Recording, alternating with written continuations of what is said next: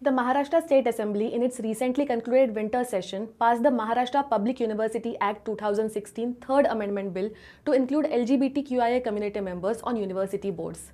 However, more than what the provisions of the bill represent, it has come into light for the controversial and unhinged statements by BJP leader Sudhir Mungantiwar, who is heard making some ridiculously misguided and homophobic remarks.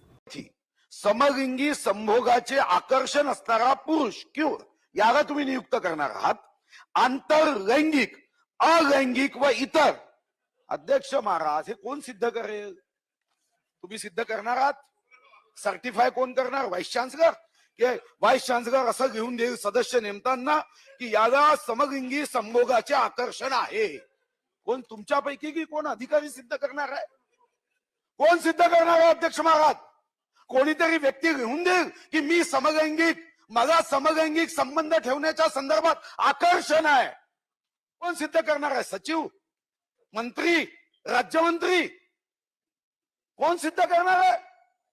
I am Prajakta, and in today's episode of Indie Journal Made Simple, we are going to try and understand what is this bill and why it has been driven into controversy. On December 28, 2021, on the last day of the winter session, Maharashtra Legislative Council passed the Maharashtra Public University Act 2016 Third Amendment Bill. The bill gives more powers to the Higher and Technical Education Minister with regard to state-run varsity. The bill also allows the minister to make recommendations to the governor, who is the chancellor of the universities. The BJP opposed these provisions of the bill, also stating that they undermine the powers of the governor. However, the provision that received the most opposition from the BJP was the provision for a board of equal opportunity. What does this mean? As per the bill, there shall be a board of equal opportunity in each university which shall be responsible to plan, monitor, guide and coordinate various development and welfare programs, schemes, regulations and policies in regard to the welfare, development and social protection of teachers, non-teaching employees and students belonging to various categories of weaker section of the society, minorities, women, LGBTQIA, that is lesbian, gay, bisexual, transgender, queer, intersex, asexual and others. These provisions will be extended to persons with disabilities as well. So the bill merely emphasizes the need for representation for the members of all these communities. What is it that the opposition has raised an issue about then? BJP leader Sudhir Mungantiwar asked, how will one ascertain that a person is LGBTQIA and who will certify this person? But he didn't stop there. Showing his clear lack of understanding or even the readiness to understand what LGBTQIA or asexuality stands for, Mungantiwar made some horrifying statements about the community. Let's take a look at what he said.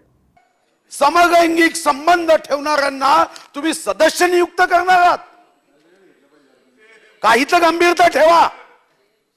याच्यावर संयुक्त चिकित्सा समिती बसवायची नाही. आणि काय लिहितं अध्यक्ष महाराज? उभयलिंगी संबंध. याच्या पुढे तर अजून एक अलैंगिक संबंध, याची अजून कोणी परिभाषा सांगितली नाही. म्हणजे एखाद्या जनावरासोबतही तुम्ही अलैंगिक संबंध ठेवला तो सदस्य आता तो जनावर सर्टिफाय करणार आहे की यांनी माझ्याशी संबंध ठेवला म्हणून? काही आपण काय कायदे करतोय? काही चर्चा करणार आहोत की नाही? एवढा हट्ट की नाही हे बिल आणलंच पाहिजे, चर्चा नका करू, सदस्य बोलवा, मतदान झालं तर आम्ही जिंकलंच पाहिजे. अध्यक्ष महाराज, हे बिल आहे, हा बिलाचा भाग आहे. आणि कोण सिद्ध करेल? तुम्ही करणारा सिद्ध की हा व्यक्ती याला समलैंगिक संबंधाचा आकर्षण आहे? मंत्री उदय सामंत असं सिद्ध करणार आहे? व्हाईस चान्सलर सिद्ध करेल की मी याला सदस्य नियुक्त केलं? याच्या चेहऱ्यावरून मग जे हावभाव दिसतात त्यावरून असं वाटतं की याला समलिंगी संभोगाचं आकर्षण आहे. ओ निर्णय होऊ द्या, काही सांगू नका. तुम्ही याला मान्यता कशी द्याल? तुम्ही देणार आहात? तुम्ही देणार आहात की याला समलिंगी संबंध ठेवण्याचा याला आकर्षण आहे? काही सांगतो, मी मूळ मुद्द्यावर सांगतोय. म्हणून अध्यक्ष महाराज, जे ठरवताच येत नाही त्याचा हट्ट हा करता कामा नये. माननीय मंत्री महोदय, माझी विनंती आहे, करू नका हट्ट.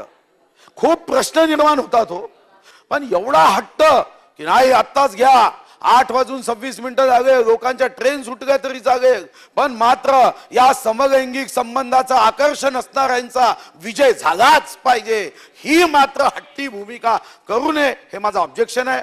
आत्ताही तुम्हाला संधी आहे. The statement has drawn criticism from certain activists and celebrities, but certainly not enough. Media coverage has pointed out Mungantiwar's questions about how someone can determine whether a person is LGBTQIA, but we believe that it's even more important to show the sheer arrogance and intensity of his statements and how much of a misguided impact they could have. Activist and Vanchit Bahujan Aghadi spokesperson Disha Pinky Sheikh pointed out exactly this and asked for a public apology from Mungantiwar.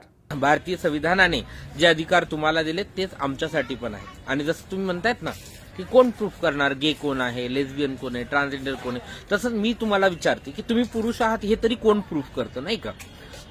फक्त तुम्ही कुठल्या तरी एखाद्या स्त्रीसोबत विवाह केलाय म्हणून तुम्ही पुरुष सिद्ध होत नाहीत. त्यासाठी पण एखादी सर्टिफिकेट द्यायला पाहिजे. मग ती मुख्यमंत्र्यांनी द्यायचं का, मॅजिस्ट्रेटनी द्यायचं का, राज्यपालांनी द्यायचं का, कुठल्या एखाद्या मंत्रासंत्रांनी द्यायचं, आता हे तुम्ही ठरवा. जर हे निकष जर तुम्हाला लागू पडत नसतील तर ते आम्हालाही लागू पडू नयेत. आणि कुठलेही LGBTIQ कम्युनिटीच्या संदर्भाच्या निर्णयांमध्ये इंटरफेअर करत असताना तुम्ही विचार करा ही अशी अपेक्षा बाळगते. नाही तर तुम्हाला या आमच्या सगळ्या संविधानिक लढाईला तोंड द्यावं लागेल. आम्ही तुमच्या विरोधामध्ये मोठं आंदोलन उभं करू. तुम्ही समुदायाची माफी मागा. LGBTI कम्युनिटी संदर्भात तुमचं अज्ञान तुम्ही तुमच्या बोलण्यात दाखवले. आणि अर्थातच तुमची बीजेपी संस्कृती तुमच्या शब्दाशब्दातनं झळकतीये. द्वेषाची संस्कृती, त्वेषाची संस्कृती आणि एखाद्याला हिंसक किंवा एखाद्याच्या प्रती असलेली तुमच्या मानसिकतेतली घृणा ही तुमच्या विचारातनं स्पष्ट दिसते. त्या सगळ्या दृष्टिकोनाचा, मानसिकतेचा, विचारधारेचा आणि एकंदर तुमच्या सगळ्या राजकीय नैतिक विचारांचा, अनैतिक विचारांचा मी निषेध करते. आमचा अभ्यास LGBTIQ कम्युनिटीच्या संदर्भाने खूपच तोकडा आहे. आम्ही लैंगिक अल्पसंख्याक असलो तरी या देशाचे नागरिक आहोत आणि आम्हाला तुमच्या इतकाच माणूस म्हणून जगण्याचा अधिकार आहे. संविधानाने दिलेल्या आमच्या सन्मानानं जगण्याच्या right to privacy, right to pride या सगळ्या अधिकारांचे अवहेलना तुम्ही केलेली आहे, अपमान तुम्ही केलेला आहे.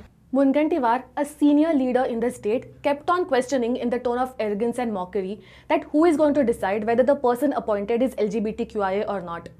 He expressed his utter disbelief at how the government can even think of appointing a homosexual person on university boards and asked if the government understands the seriousness of this. If it wasn't enough, he said nobody has defined bisexuality or asexuality and whether an animal was going to certify that a person had asexual relations with it or not.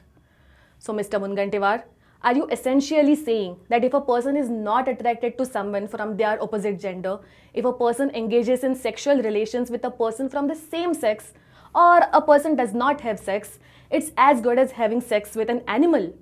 In this day and age, is it too much to expect a politician, a people's representative, to at least read, understand, and be sensible, if not sensitive, before making a statement? Let us know what you think about the politician's statement and share the video in your circles. Do like, subscribe, and hit the bell icon. And do not forget to download our app, Indie Radio.